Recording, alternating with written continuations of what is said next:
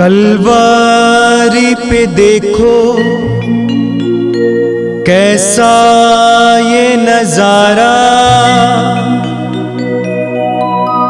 परमेश्वर का बेटा लटका बेसहारा।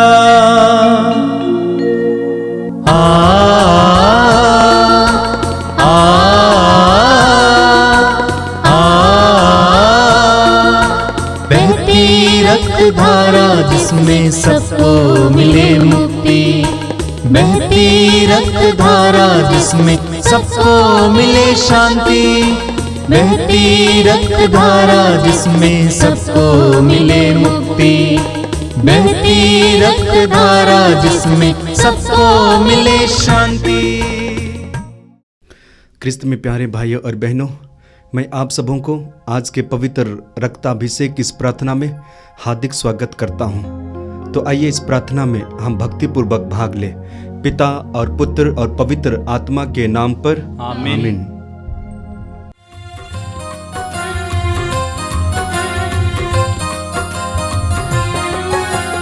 यीशु के बदन से वही जो लहू की धारा, उसमें धुले हमारे पापों के दाग सारे। यीशु के बदन से वही जो लहू की धारा, उसमें धुले हमारे पापों के दाग सारे। रख ले उसी में आशा, तज दे सभी निराशा, यीशु ही हमारे जीवन पार लगाए। रख ले उसी में आशा, तज दे सभी निराशा, यीशु ही हमारे जीवन पार लगाए। यीशु के बदन से वही जो लहू की धारा, उसमें धुले हमारे पापों के दाग सारे। यीशु के बदन से वही जो लहू की धारा, उसमें धुले हमारे पापों के दाग सारे। आप मेरे पीछे दोहराइएगा। हे प्रेमी पिता, हे प्रेमी पिता, हम तुझे धन्यवाद देते हैं, हम तुझे धन्यवाद देते हैं, क्योंकि तूने हमसे इतना प्रेम किया, हमसे इतना प्रेम किया कि हमारे लिए अपने इकलौते पुत्र को अर्पित किया, जिससे जो उसमें विश्वास करे उसका सर्वनाश ना हो, बल्कि अनंत जीवन प्राप्त करे। हे संसार के मुक्तिदाता प्रभु यीशु, हम तेरे बलिदान के लिए तुझे धन्यवाद देते हैं। तूने कहा यह प्याला मेरे रक्त का नूतन विधान है, यह तुम्हारे लिए बहाया जा रहा है। हम अंगीकार करते हैं कि हमारा उद्धार तेरे मूल्यवान रक्त की कीमत पर हुआ है। हम पर दया कर और हमें हर बंधन से मुक्त कर। आमीन। आपका अनुवाक्य होगा, हे निर्दोष मेमने हम पर दया कर। हे निर्दोष मेमने हम पर दया कर। हमारे पापों को मिटाने के लिए क्रूस पर रक्त बहाने वाले, हे निर्दोष मेमने हम पर दया कर। हमारे पापों का प्रायश्चित करने क्रूस पर रक्त बहाने वाले, हे निर्दोष मेमने हम पर दया कर। हमारे शाप मिटाने के लिए क्रूस पर रक्त बहाने वाले, हे निर्दोष मेमने हम पर दया कर। हमारे पापों का कलंक मिटाने क्रूस पर रक्त बहाने वाले, हे निर्दोष मेमने हम पर दया कर। हमारे पापों की कीमत चुकाने क्रूस पर रक्त बहाने वाले, हे निर्दोष मेमने हम पर दया कर। शैतान का हर कार्य नष्ट करने क्रूस पर रक्त बहाने वाले, हे निर्दोष मेमने हम पर दया कर। हमें भरपूर जीवन देने क्रूस पर रक्त बहाने वाले, हे निर्दोष मेमने हम पर दया कर। हमारे घायल दिलों को चंगा करने क्रूस पर रक्त बहाने वाले, हे निर्दोष मेम ने हम पर दया कर। रोगों से हमें चंगा करने क्रूस पर रक्त बहाने वाले, हे निर्दोष मेम ने हम पर दया कर। हमें पिता से मेल कराने क्रूस पर रक्त बहाने वाले, हे निर्दोष मेम ने हम पर दया कर। हमें एक दूसरे से मेल कराने क्रूस पर रक्त बहाने वाले, हे निर्दोष मेम ने हम पर दया कर। हमें प्रेम की शिक्षा देने क्रूस पर रक्त बहाने वाले, हे निर्दोष मेम ने हम पर दया कर। हमारे लिए स्वर्ग का द्वार खोलने क्रूस पर रक्त बहाने वाले, हे निर्दोष मेम ने हम पर दया कर। हमारे बंधनों को तोड़ने के लिए क्रूस पर रक्त बहाने वाले, हे निर्दोष मेम ने हम पर दया कर। हमारे आंसुओं को पोंछने के लिए क्रूस पर रक्त बहाने वाले, हे निर्दोष मेम ने हम पर दया कर। हमें धर्मी बनाने के लिए क्रूस पर रक्त बहाने वाले, हे निर्दोष मेम ने हम पर दया कर। हमें पवित्र करने के लिए क्रूस पर रक्त बहाने वाले, हे निर्दोष मेम ने हम पर दया कर। हमें सशक्त करने के लिए क्रूस पर रक्त बहाने वाले, हे निर्दोष मेम ने हम पर दया कर। हमें स्वतंत्र करने क्रूस पर रक्त बहाने वाले, हे निर्दोष मेम ने हम पर दया कर। हे ईश्वर के मेमने जो संसार के पाप हर लेता है, हे प्रभु हमें क्षमा कर। हे ईश्वर के मेमने जो संसार के पाप हर लेता है, प्रभु हम पर ही सुन। हे ईश्वर के मेमने जो संसार के पाप हर लेता है, हम पर दया कर। हम प्रार्थना करें। हे ईश्वर, तूने चाहा कि यीशु अपना रक्त बहाकर हमारे लिए पापों का प्रायश्चित करे और हम विश्वास द्वारा उसका फल प्राप्त करें। हम तुझसे प्रार्थना करते हैं कि उनके पवित्र रक्त की योग्यता से इस संसार पर दया कर और हमें हर बंधन से छुड़ा दे। हम यह प्रार्थना करते हैं उन्हीं प्रभु ख्रिस्त के द्वारा, आमीन। हे हमारे पिता, तू जो स्वर्ग में है, तेरा नाम पवित्र माना जाए, तेरा राज्य आवे, तेरी इच्छा जैसे स्वर्ग में है वैसे इस पृथ्वी पर भी पूरी हो। हमारा प्रतिदिन का आहार आज हमें दे और हमारे अपराध हमें क्षमा कर, जैसे हम भी अपने अपराधियों को क्षमा करते हैं, और हमें परीक्षा में ना डाल परंतु बुराई से बचा। आमीन।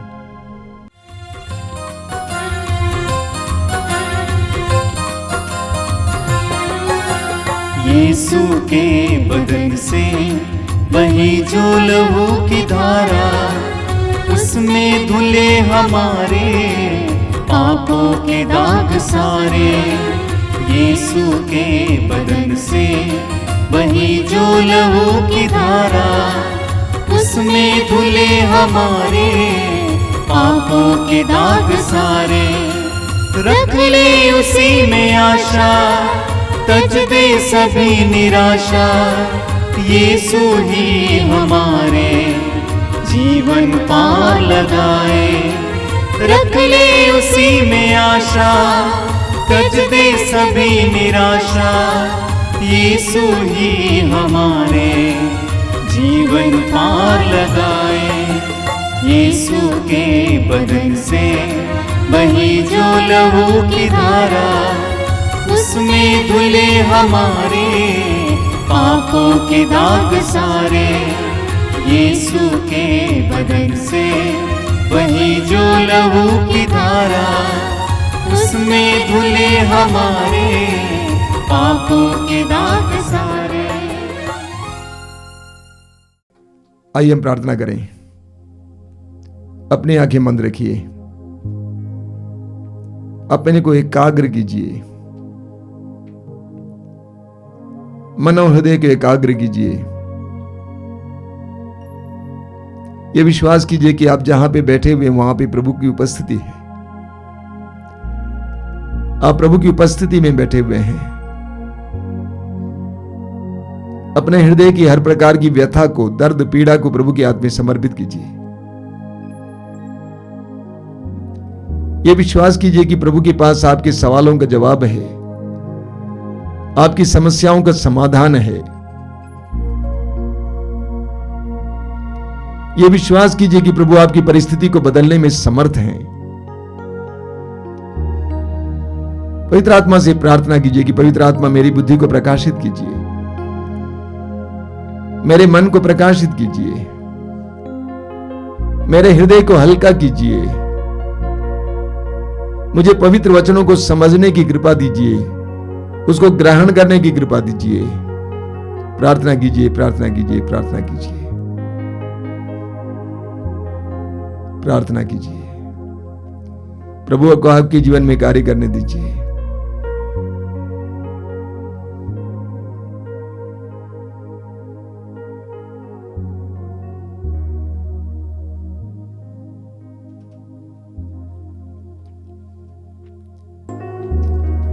अपनी आंखें खोलें। मेरे प्रिय भाई और बहनों, हमारे जीवन में ऐसे कई क्षण आते हैं जिसको हम संकट की घड़ी कहते हैं, जब हमें कठिनाइयों से गुजरना पड़ता है।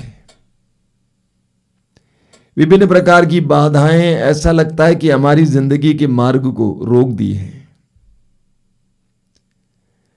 परेशानियां आ जाती हैं, लगता है कि हम लोग अटक गए हैं, बेरोजगार हो जाते हैं, पति शराबी ही रह जाता है, बच्चे बात नहीं मानते हैं। एक एक समस्या जब आ जाती है, विशेष करके जब हमें लगता है कि हम अटक गए हैं, हम कठिन परिस्थिति में हैं, उस समय हमें क्या करना चाहिए? हम सभी के जीवन में ऐसी परिस्थिति आती है, इसीलिए जानना जरूरी है कि हमें क्या करना चाहिए उस समय। प्रभु यीशु ने स्वयं हमें करके दिखाया है। उनके संकट की घड़ी में, सबसे कठिन परिस्थिति में प्रभु यीशु ने क्या किया, लूकास अध्याय 22 वाक्य 44 में पढ़ते हैं। वहां भी लिखा हुआ है, वे प्राण पीड़ा में पड़ने के कारण और भी एकाग्र होकर प्रार्थना करते रहे और उनका पसीना रक्त की बूंदों की तरह धरती पर टपकता रहा।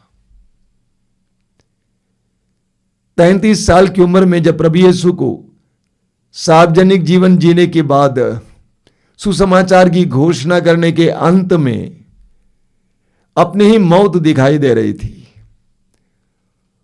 उनके ऊपर जो अत्याचार किए जाने वाला था वो उनके आंखों के सामने दिखाई दे रहा था। उस समय प्रभु ने क्या किया? प्रभु ने अपने शिष्यों को लेकर गेत्सेमनी बाग में जाकर प्रार्थना की। प्रभु की प्रार्थना के बारे में अभी अभी आपने सुना, वहां पे लिखा हुआ है कि और भी एकाग्र होकर प्रार्थना करते रहे और तीव्रता के साथ प्रार्थना करते रहे, इतनी तीव्रता के साथ कि उनके शरीर से खून का पसीना निकला। खून का पसीना प्रार्थना में बहा। अंग्रेजी में कहा जाता है toiling in prayer. Toiling in prayer यानी प्रार्थना में पसीना बहाना। मेरे जीवन में कई ऐसे क्षण आए हैं, विशेष करके 10, 12, 13 साल पहले मेरे जीवन में एक संकट का समय आया। मैं नहीं जानता था कि मैं क्या करूंगा। एक बहुत बड़ी दुविधा में फंस गया था। हालांकि सिर्फ मेरे साथियों को मालूम है, अन्य लोगों को नहीं मालूम है। कठिन परिस्थिति में उस समय मुझे क्या करना चाहिए था, प्रभु ने मुझे याद दिलाया। प्रभु ने कहा मुझसे सीखो, और मैंने प्रभु का अनुकरण किया, प्रभु का अनुसरण किया। रात को जाग कर प्रार्थना करने लगा, घंटों प्रार्थना करता था, घुटनों पे खड़ा रहता था, हाथ पसारता था, दर्द महसूस करता था। कुछ दिनों के अंदर मेरा वजन घट गया, सच सही, लेकिन शैतान पर मुझे अधिकार मिला, विजय मिली। प्रभु ने कहा यही करना है।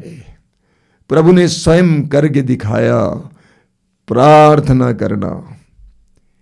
जब लोग समस्याएं लेकर आते हैं, परिवार की समस्या, पति की समस्या, बच्चों की समस्या, तो मैं उनसे कहता हूं you need a lot of prayer, यानी आपको बहुत प्रार्थना की जरूरत है। जब मैं उनसे कहता हूं बहुत प्रार्थना की जरूरत है, तो वो कहते हैं नहीं स्वामी जी, रोज हम दिया जलाते हैं, सुबह दोपहर शाम प्रार्थना करते हैं, मोमबत्ती जलाते हैं, अगरबत्ती जलाते हैं। मैंने कहा भैया आपको बहुत प्रार्थना की जरूरत है। जितना समय हो सके प्रार्थना में बिताओ, जितना समय हो सके प्रार्थना में बिताओ। या तो स्तुति करके बिताओ, अपनी समस्याओं को प्रभु के हाथ में समर्पित करते हुए स्तुति करते हुए समय बिताओ, यह वचन पढ़कर बिताओ, उसको दोहराते हुए बिताओ। यह स्तोत्र ग्रंथ, भजन संहिता के स्तोत्र उठाकर उसको बार बार दोहराओ, प्रार्थना के साथ, विश्वास के साथ। अगर आप कैथलिक हैं, रोजरी बोलो, एक के बाद एक रोजरी बोलो। बहुत प्रार्थना की जरूरत है। प्रार्थना एक यज्ञ है, एक मेहनत है, एक श्रम है। प्रार्थना करना आसान नहीं है। अगर प्रार्थना करना आसान होता तो सारी दुनिया उसके पीछे जाती। कठिन होता है, लेकिन यज्ञ करना है, मेहनत करनी है, परिश्रम करना है। मैं एक परिवार को जानता हूं, युवा दंपति हैं, एक बेटा है, एक बेटी है। 1.5 साल पहले, कोरोना से पहले, उन्होंने एक नया धंधा शुरू किया था। 10-12 लाख रुपए कर्ज लेकर एक नया धंधा शुरू किया। शुरू हुआ, बंद हुआ, उसके बाद खुला नहीं। अब कर्ज का बोझ महसूस कर रहे हैं और वे प्रभु के पास आए। जब प्रभु के पास आए, पति बार बार आहें लेता था, रात को सो नहीं पाता था। कर्ज का बोझ और वो याद और वो विफलता, ये सब उसको परेशान कर रही थी। प्रभु के सामने कई दिनों तक बैठे रहे, पूरा परिवार प्रार्थना में समय बिताए, घंटों प्रार्थना किए। वापस जाने से 2 दिन पहले रास्ता खुल गया थोड़ा सा। वापस गए, कुछ राहत मिली। फिर वापस आए, फिर प्रभु के सामने 8-10 दिन बिताए प्रार्थना में। फिर जाने से पहले प्रभु ने एक और रास्ता खोल दिया। आज परिवार में आराम सा आया है, यानी एक तरह की शांति आई है। उन्होंने महसूस किया कि प्रभु ने हमारे लिए एक नया रास्ता खोल दिया है। जीवन में कई लोग इस तरह अटक जाते हैं। उस अटकी हुई अवस्था में बैठे रहने से, उसके बारे में सोच कर चिंता करने से, रोने धोने से कुछ नहीं मिलने वाला है। आपको प्रभु के पास जाने की आवश्यकता है। कलीसिया में, प्रारंभिक कलीसिया में एक बहुत बड़ा संकट आया। आप पढ़ेंगे प्रेरित चरित्र के अध्याय 12 में, प्रभु यीशु की मौत तो हुई, उसके बाद प्रभु यीशु के मुख्य 12 प्रेरितों में से अगुआ पेतरुस राजा हेरोद के द्वारा बंदी बना लिया जाता है और राजा हेरोद ने उसको मार डालने के लिए योजना बनाई थी। अब सारी कलीसिया परेशान थी। अगर पेतरुस जाएगा तो हमारा क्या होगा? पेतरुस के बाद अगला कौन होगा? सारा रास्ता बंद था। अब क्या होगा? कौन राजा के हाथ से पेतरुस को बचा सकता है? वचन में हम पढ़ेंगे, वाक्य 5 में, विश्वासी लोग एकाग्र होकर प्रार्थना करते थे, तीव्रता के साथ प्रार्थना करते थे। नतीजा, प्रभु ने पेतरुस को चमत्कारी ढंग से कैदी घर से बाहर लाया, कैद खाने से बाहर लाया। ऐसी अवस्था जब हमें लगता है कि हम अटक गए हैं, गहरी और दृढ़ और तीव्र प्रार्थना की जरूरत है।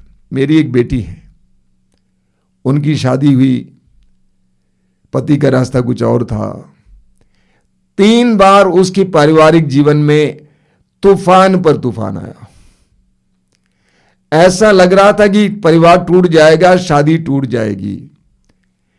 3 बार वो बेटी रो रो कर बोलती थी, मेरी ओर से एक ही जवाब था।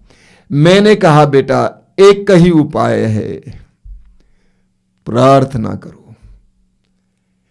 पहली बार उस बेटी ने मेरी बात को माना। 1.5 साल तक प्रार्थना की उसने।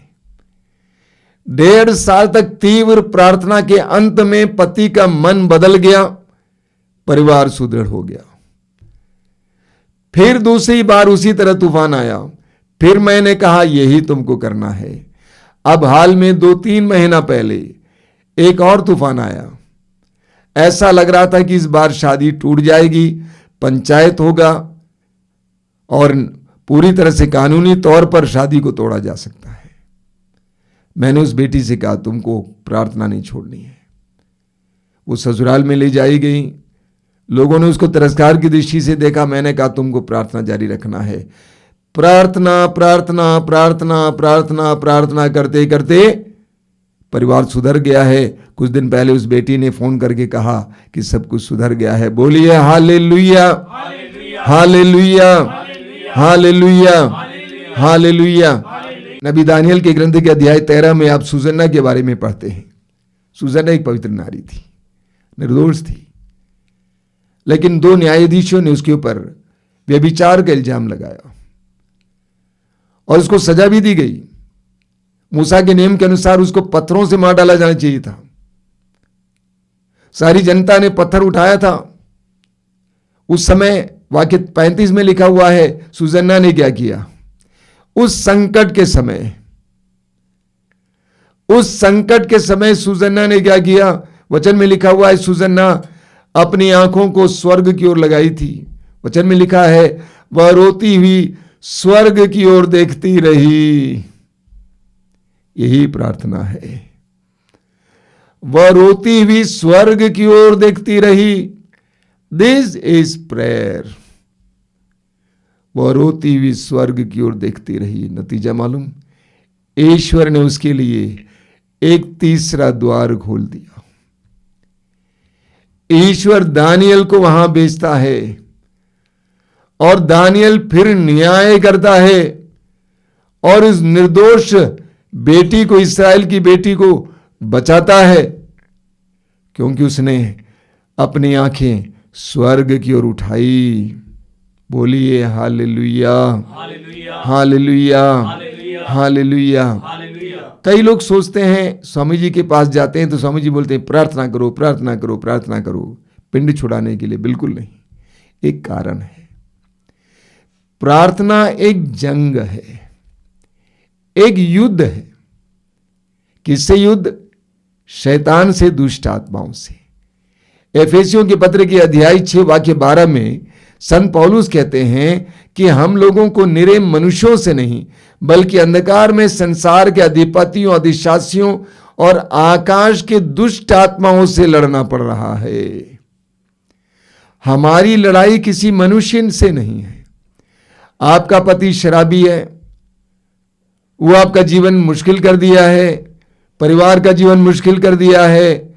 आपका पति आपका दुश्मन नहीं है, वो तो आपका पति है।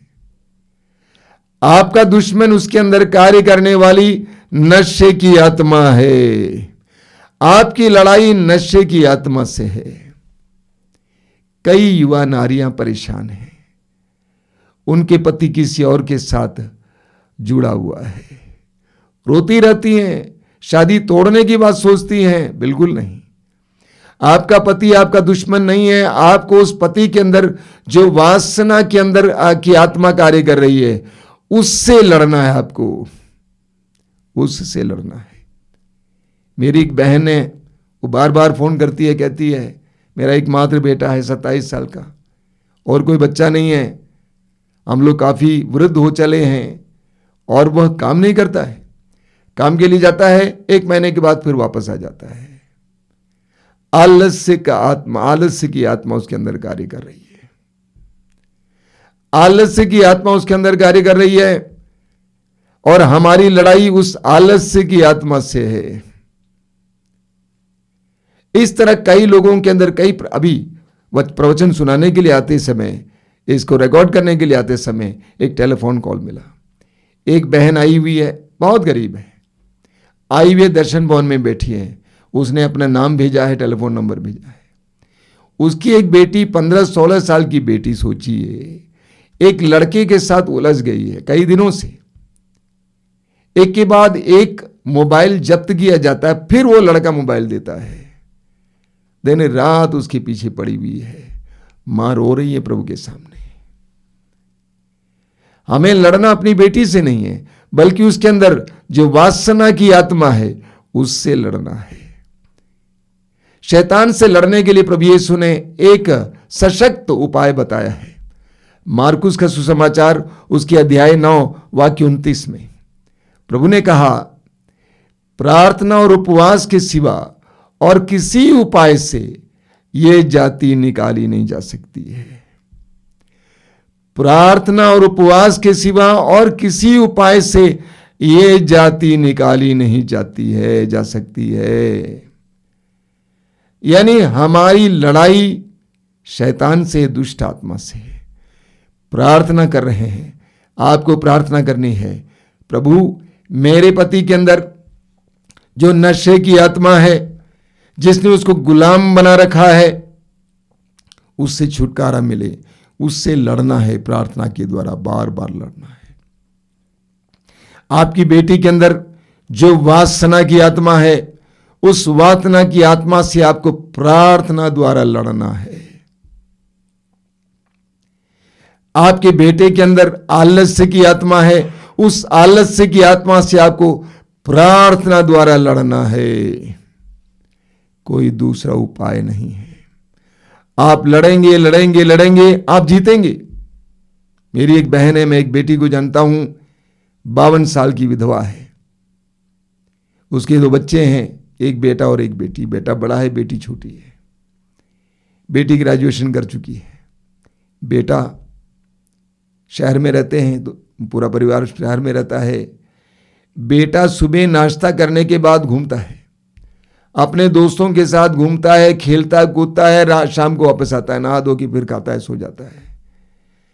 सभी लोगों ने मेरी बहन से कहा कि बेटा इसको छोड़ दो, इसको घर से बाहर कर दो, ये गैर जिम्मेदार है। लेकिन मेरी उस बहन ने हम लोगों की बात को नहीं माना। वो प्रार्थना करती थी, प्रार्थना करती थी। जानते हैं, आज वही लड़का घर को संभाल रहा है, घर को चला रहा है। एक बार उस बहन ने मुझसे कहा कि मैंने अपने बेटे से पूछा, बेटा जैसे अन्य लोगों ने कहा कि तुमको घर से बाहर किया जाए, अगर मैंने तुमको मार पीट के बाहर किया होता तो तुम्हारे साथ क्या होता? उसने सीधे कहा, मैं एक आतंकवादी बन जाता, मैं एक आतंकवादी बन जाता। लेकिन मेरी उस बहन ने प्रार्थना के द्वारा उस बेटे को शैतान के हाथ से छुड़ाया, बचाया, जीता। आज वो बहन काम नहीं करती है, वो टीचर है, टीचर का काम करती थी, उसने काम करना बंद किया। बेटा घर चलाता है। जानते हैं, आज परिस्थितियों को बदलने के लिए हमें ऐसे प्रार्थना करने वालों की जरूरत है। निष्ठा के साथ, एकाग्रता के साथ, विश्वास के साथ प्रार्थना करने वालों की जरूरत है। याकूब के पत्र के अध्याय 4 वाक्य 7 में याकूब कहते हैं कि हम शैतान से कैसे लड़ेंगे। याकूब कहते हैं कि ईश्वर के अधीन रहकर आप शैतान का सामना करें। ईश्वर के अधीन रहकर आप शैतान का सामना करें। जब आप प्रार्थना करते हैं, ध्यान से सुनेंगे, जब आप प्रार्थना में ज्यादा समय बिताएंगे तो क्या होता है आपको मालूम? आप ईश्वर के अधीन हो जाते हैं। जब आप प्रार्थना में ज्यादा समय बिताते हैं, चाहे रोजरी द्वारा, स्तोत्र ग्रंथ से, या वचन पढ़ते हुए, या स्तुति करते हुए प्रार्थना में प्रभु के साथ जुड़े रहते हैं, तो आप ईश्वर के अधीन हो जाते हैं। जब आप ईश्वर के अधीन हो जाते हैं तो दुष्ट आत्माओं से लड़ने के लिए आपके अंदर सामर्थ्य आ जाता है। प्रभु यीशु के बारे में हम पढ़ते हैं, प्रभु यीशु 40 दिन और 40 रात उपवास और प्रार्थना में बिताए, और उसके अंत में शैतान उनकी परीक्षा लेने आता है। अपनी प्रार्थना के बलबूते ईश्वर के सानिध्य और पवित्र आत्मा के अभिषेक के द्वारा प्रभु यीशु शैतान को हराते हैं, उसको हटाते हैं। वचन में आप पढ़ेंगे, जब हम प्रार्थना करते हैं हम प्रभु के अधीन हो जाते हैं और प्रभु का सामर्थ्य हमारे अंदर क्रियाशील हो जाता है और हम लड़ाई में जीत पाते हैं। आज हमें ऐसे प्रार्थना करने वालों की जरूरत है।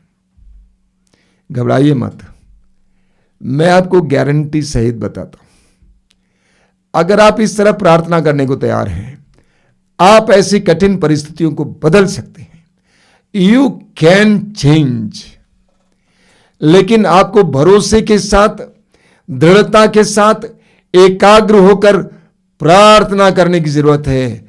घुटनों को घिसाइए, हाथ फैलाइए, पीड़ा सहिए, लेकिन प्रार्थना में, प्रार्थना करना यज्ञ करने के बराबर है, बलिदान के बराबर है। प्रार्थना करना एक श्रम है। प्रभु यीशु ने प्रार्थना में खून का पसीना बहाया, आंसू बहाए। उसी तरह हमें भी खून का पसीना बहाना होगा। आपकी परिस्थितियां बदलेंगी। आई बिलीव, ये मेरा विश्वास है और ये विश्वास मैं आपको दे रहा हूं। आइए हम प्रार्थना करें। अपनी आंखें बंद कीजिए, प्रभु से प्रार्थना कीजिए। प्रभु, मुझे प्रार्थना करने की शक्ति दीजिए, साहस दीजिए, मुझे हिम्मत दीजिए,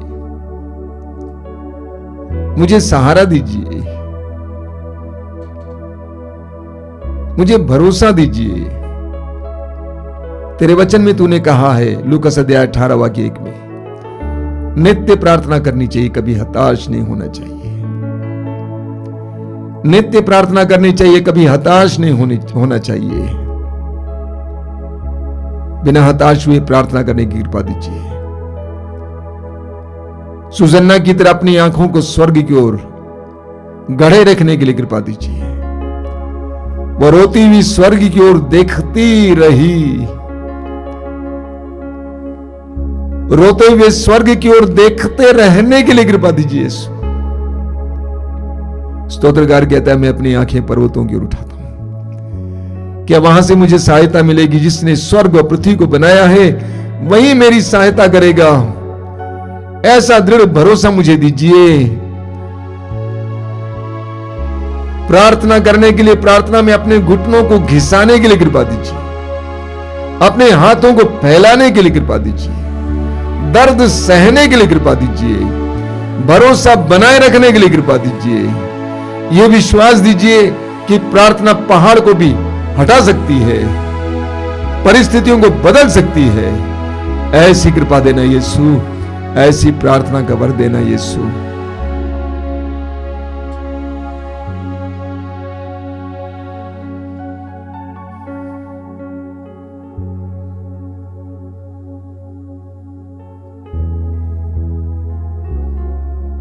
आज की आराधना में इसके लिए हम प्रार्थना करेंगे।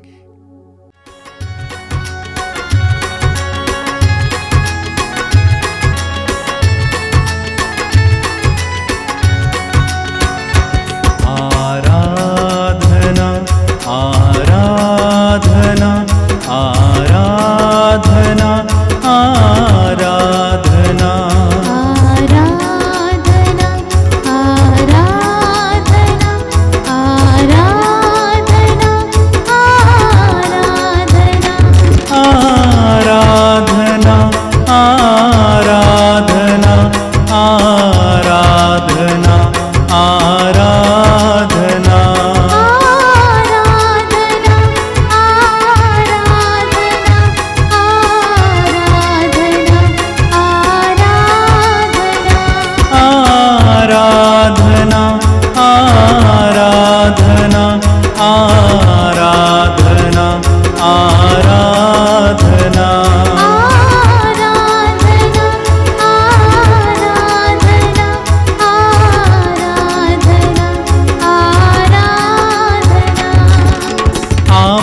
पिता की आराधना, यीशु प्रभु की आराधना।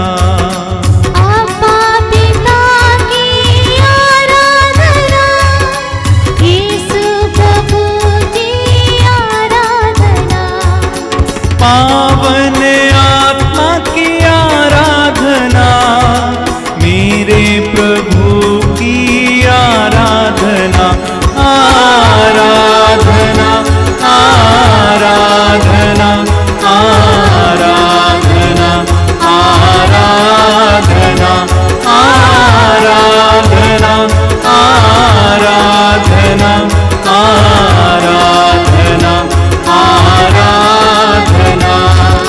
जीवन रोटी आराधना, जीवन ज्योति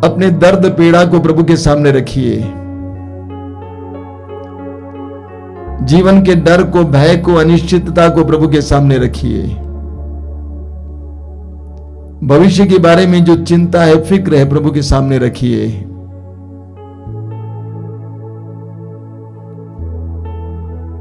प्रभु आपको प्यार करते हैं। प्रभु वो प्रभु है जो आपके लिए प्रबंध करने वाला है। विश्वास कीजिए, विश्वास कीजिए। प्रभु के समय आपके जीवन में प्रवेश करने दीजिए।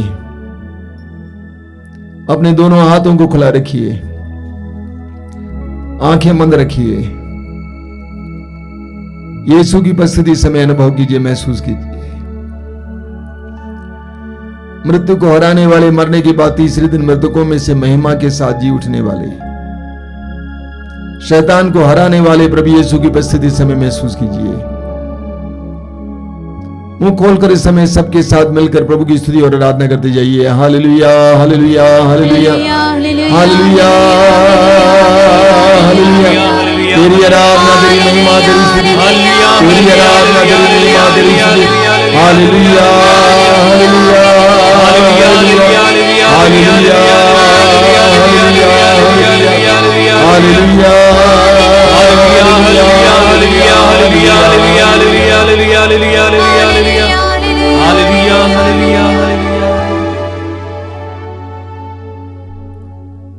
इस समय शिष्यों की तरह प्रार्थना कीजिए प्रभु से। लूकास अध्याय 11 वाक्य 1 में हम पढ़ते हैं, शिष्यों ने प्रभु से कहा, प्रभु हमें प्रार्थना करना सिखाइए। प्रभु से बोलिए, प्रभु मुझे इस प्रार्थना करना सिखाइए। मेरी प्रार्थना में गहराई नहीं है, मैं प्रार्थना करना नहीं जानता। थोड़ी देर भी प्रार्थना के लिए बैठ नहीं पाता हूं। प्रभु मुझे प्रार्थना करना सिखाइए। मैं विश्वास नहीं कर पाता हूं कि प्रार्थना में बल है, शक्ति है। मुझे प्रार्थना करना सिखाइए। प्रभु से प्रार्थना कीजिए। समय प्रार्थना पहाड़ को भी हटा सकती है, लेकिन मुझे प्रार्थना करना सिखाइए प्रभु। मुझे लंबे समय तक तेरे सामने बैठने और प्रार्थना करना सिखाइए। लूकास के समाचार के अध्याय 17 वाक्य 5 में हम पढ़ते हैं, प्रभु यीशु के शिष्यों ने आकर प्रभु से कहा, प्रभु हमारे विश्वास को बढ़ाइए। हम तब तक प्रार्थना नहीं कर सकते जब तक हमारे अंदर विश्वास नहीं है। प्रभु से प्रार्थना कीजिए, प्रभु मेरे विश्वास को बढ़ाइए। ये विश्वास करने के लिए तू जीवित है। ये विश्वास करने के लिए तू सर्वशक्तिमान है। ये विश्वास करने के लिए कि तू मुझे प्यार करता है। मेरे विश्वास को बढ़ाइए यीशु, मेरे विश्वास को बढ़ाइए, ताकि मैं आज से प्रार्थना करना शुरू करूं। मेरे विश्वास को बढ़ाइए। स्तोत्रकार कहता है स्तोत्र 125 में, जो प्रभु पर भरोसा रखता है वो सियोन पर्वत की सदृश है, जो अटल है और अचल है। मुझे भी ऐसा भरोसा दीजिए प्रभु, ऐसा भरोसा कि तू सारी परिस्थितियों को बदलने में समर्थ है। तू सब कुछ को बदल सकता है। ऐसा भरोसा दीजिए, भरोसा दीजिए, भरोसा दीजिए। भूखे से के खड्ड में पड़े हुए दानियल की तरह मुझे भरोसा दीजिए। उसके भरोसे के कारण उसके शरीर पर एक खरोच तक नहीं लगा। ऐसा भरोसा मुझे दीजिए यीशु, मुझे भरोसा दीजिए। तेरे एक एक वचन पर विश्वास करने के लिए मुझे भरोसे का वरदान दीजिए यीशु, भरोसे का वरदान दीजिए। प्रार्थना कीजिए, समय प्रार्थना कीजिए। शोक ग्रंथ के अध्याय 3 उसके वाक्य 26 में हम पढ़ते हैं, वचन में लिखा हुआ है, मौन होकर प्रभु की मुक्ति की प्रतीक्षा करना यह सबसे उत्तम है। मौन होकर प्रभु की मुक्ति की प्रतीक्षा करना यह सबसे उत्तम है। जब परिस्थितियां बिगड़ जाती हैं, उस समय प्रार्थना में मौन होकर तेरी मुक्ति की प्रतीक्षा करने के लिए मुझे विश्वास का वरदान दीजिए, भरोसे का वरदान दीजिए, सुभरोसे का वरदान दीजिए। आज के वचन के द्वारा प्रभु ने हमसे कहा है कि मैं तुम्हारी परिस्थितियों को बदल सकता हूं, बदलूंगा। हमें प्रार्थना का वरदान दीजिए, सुप्रार्थना का वरदान दीजिए। दोनों हाथों को खुला रखना मेरे भाई और बहनों। इस समय हृदय खोलकर हम इस समय प्रार्थना करेंगे, प्रार्थना के वरदान के लिए, विश्वास के वरदान के लिए, भरोसे के वरदान के लिए, प्रभु के समय के इंतजार करने के लिए, सहनशीलता के वरदान के लिए, धैर्य के वरदान के लिए। दोनों हाथों को खुला रखकर इस समय मुंह खोलकर प्रभु की स्तुति करते हुए इन सारे वरदानों के लिए प्रार्थना करते जाइए। Hallelujah, hallelujah, hallelujah.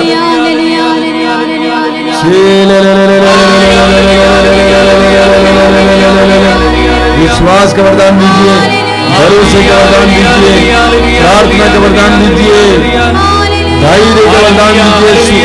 Hallelujah, hallelujah, hallelujah, hallelujah, hallelujah, hallelujah, hallelujah, hallelujah, hallelujah, hallelujah, hallelujah, hallelujah, hallelujah, hallelujah.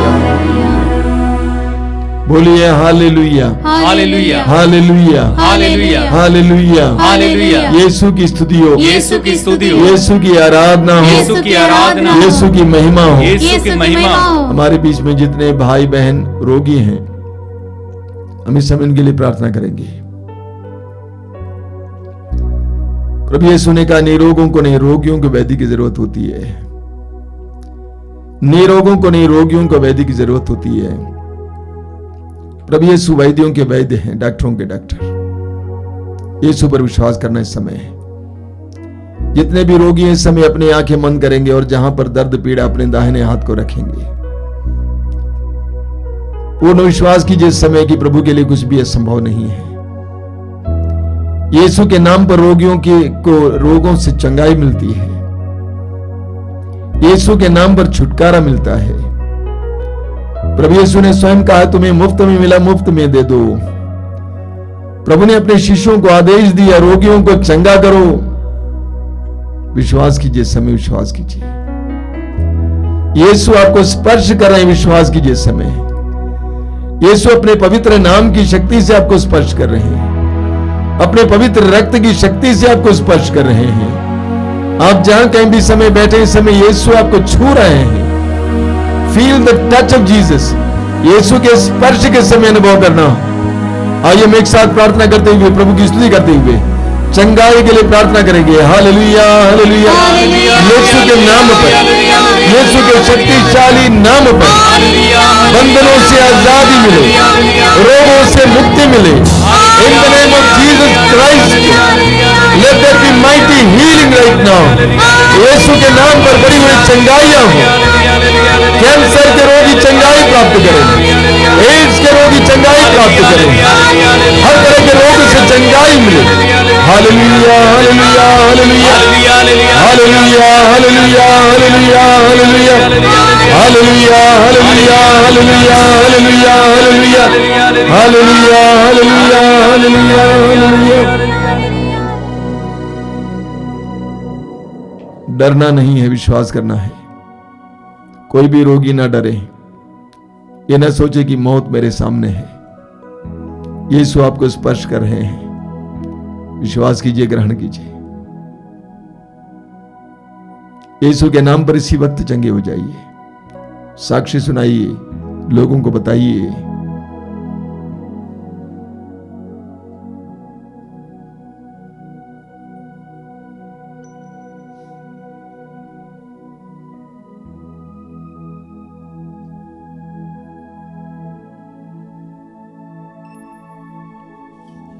आइए हम बड़ी भक्ति के साथ पवित्र रक्त के अभिषेक के लिए प्रार्थना करेंगे। मेरे पीछे पीछे गीत को गाते जाएंगे। अभिषेक दीजिए, अभिषेक दीजिए, पावन लहू का अभिषेक दीजिए।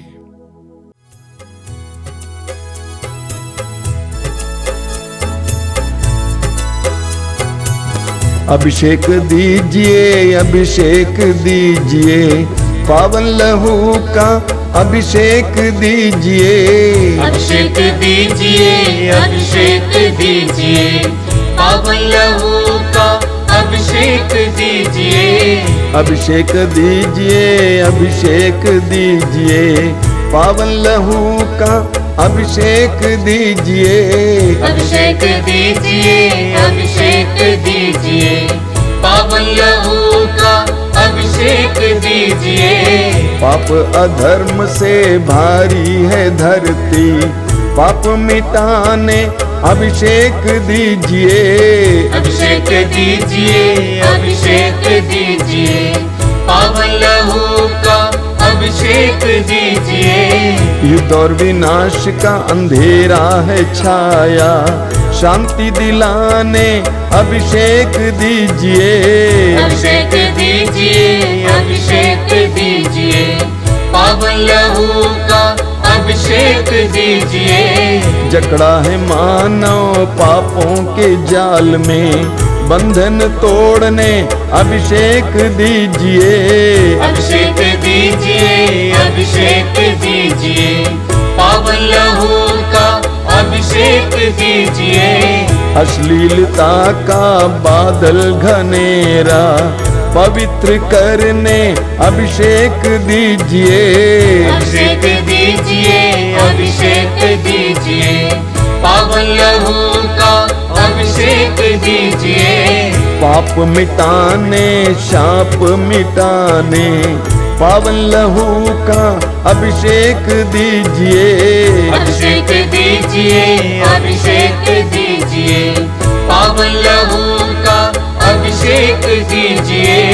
रोग मिटाने शोक मिटाने पावन लहू का अभिषेक दीजिए। अभिषेक दीजिए, अभिषेक दीजिए, पावन लहू का अभिषेक दीजिए। कोरोना वायरस को जड़ से मिटाने पावन लहू का अभिषेक दीजिए। अभिषेक दीजिए, अभिषेक दीजिए, पावन लहू का अभिषेक दीजिए। कोरोना वायरस को जड़ से मिटाने पावन लहू का अभिषेक दीजिए। अभिषेक दीजिए, अभिषेक दीजिए, पावन लहू का अभिषेक दीजिए। नशे की आत्मा सताए तेरे जन को छुटकारा देने अभिषेक दीजिए। अभिषेक दीजिए, अभिषेक दीजिए, पावन लहू का अभिषेक दीजिए। पावन लहू से धरती को धोने अभिषेक दीजिए, अभिषेक दीजिए। अभिषेक जोर से गाइए। अभिषेक दीजिए, पावन लहू का अभिषेक दीजिए। पावन लहू से घर घर को धोने अभिषेक दीजिए, अभिषेक दीजिए। अभिषेक दीजिए, अभिषेक दीजिए, पावन लहू का अभिषेक दीजिए। पावन लहू से घर घर को धोने अभिषेक दीजिए, अभिषेक दीजिए। अभिषेक दीजिए, अभिषेक दीजिए, पावन लहू का अभिषेक दीजिए। पावन लहू से हर दिल को धोने अभिषेक दीजिए, अभिषेक दीजिए। अभिषेक दीजिए, अभिषेक दीजिए, पावन लहू का अभिषेक दीजिए। पावन लहू से हर तन को धोने अभिषेक दीजिए, अभिषेक दीजिए। अभिषेक दीजिए, अभिषेक दीजिए, पावन लहू का अभिषेक दीजिए। अभिषेक दीजिए, अभिषेक दीजिए, पावन लहू से अभिषेक दीजिए। अभिषेक दीजिए, अभिषेक दीजिए, पावन लहू का अभिषेक दीजिए। अभिषेक दीजिए, अभिषेक दीजिए, पावन लहू का अभिषेक दीजिए, अभिषेक दीजिए, अभिषेक दीजिए, बार बार पावन लहू बार बार अभिषेक दीजिए, एक साथ गाते जाएंगे। अभिषेक दीजिए, अभिषेक दीजिए, पावन लहू का अभिषेक दीजिए, अभिषेक दीजिए, अभिषेक दीजिए, पावन लहू का अभिषेक दीजिए, अभिषेक दीजिए, अभिषेक दीजिए, पावन लहू का अभिषेक दीजिए। Hallelujah, hallelujah, hallelujah, hallelujah. आराधना, आराधना, आराधना, आराधना, आराधना। अभिषेक, अभिषेक, अभिषेक, अभिषेक। तेरे पवित्र रक्त का अभिषेक दीजिए यीशु। तेरे बच्चों को तेरे पवित्र रक्त का अभिषेक दीजिए यीशु। इस सारी धरती को तेरे पवित्र रक्त का अभिषेक दीजिए यीशु। Hallelujah, hallelujah. अभिषेक, अभिषेक, अभिषेक, अभिषेक, अभिषेक, अभिषेक। Hallelujah, hallelujah, hallelujah, hallelujah, hallelujah, hallelujah, hallelujah, hallelujah, hallelujah. प्रभु के दिव्य रक्त के अभिषेक का अनुभव कीजिए। आपके संपूर्ण शरीर पर, आपके दिल हृदय पर पवित्र रक्त के अभिषेक का अनुभव करना। आपके घर बार पर पवित्र रक्त के अभिषेक का अनुभव करना।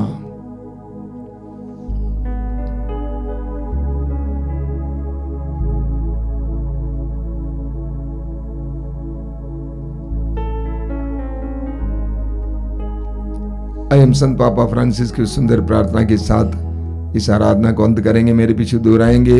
मुझको यीशु के मूल्यवान रक्त के टीका लगाया गया है, टीका लगाया गया है।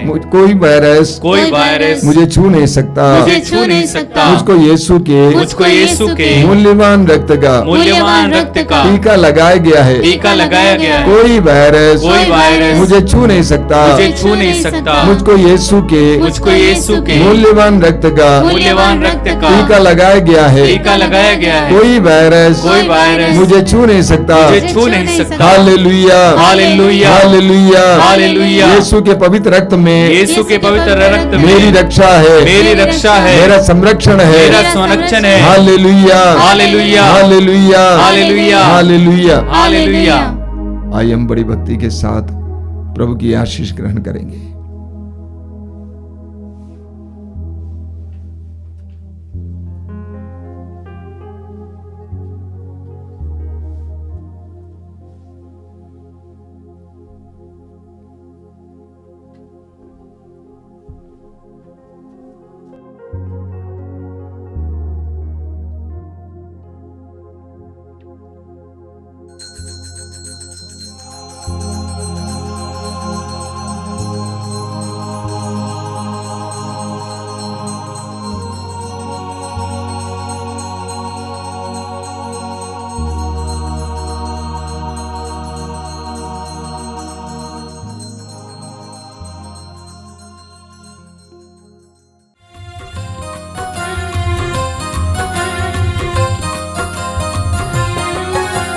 यीशु के बदन से वही जो लहू की धारा, उसमें धुले हमारे पापों के दाग सारे। यीशु के बदन से वही जो लहू की धारा, उसमें धुले हमारे पापों के दाग सारे। रख ले उसी में आशा, तज दे सभी निराशा। यीशु ही हमारे जीवन पार लगाए। रख ले उसी में आशा, तज दे सभी निराशा। यीशु ही हमारे जीवन पार लगाए।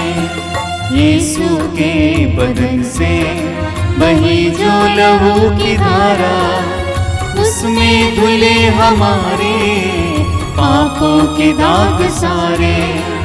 यीशु के बदन से वही जो लहू की धारा, उसमें धुले हमारे पापों के दाग सारे।